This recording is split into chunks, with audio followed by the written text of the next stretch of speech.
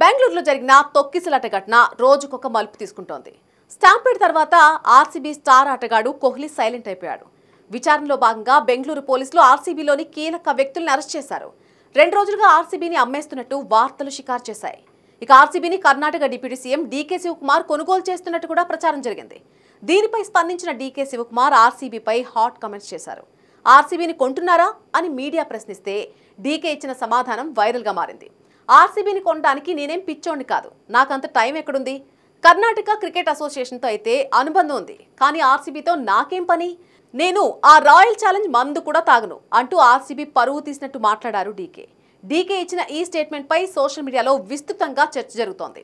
ఆర్సీబీని అలా తీసి పడేసినావు ఏంటి మినిస్టర్ గారు అంటూ అభిమానులు ప్రశ్నిస్తున్నారు.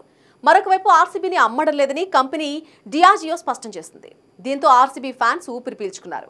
ఆర్సీబీని అమ్మేస్తే కోహ్లీ ఖచ్చితంగా ఐపీఎల్ నుంచి తప్పుకుంటాడని ఫ్యాన్స్ భయపడ్డారు.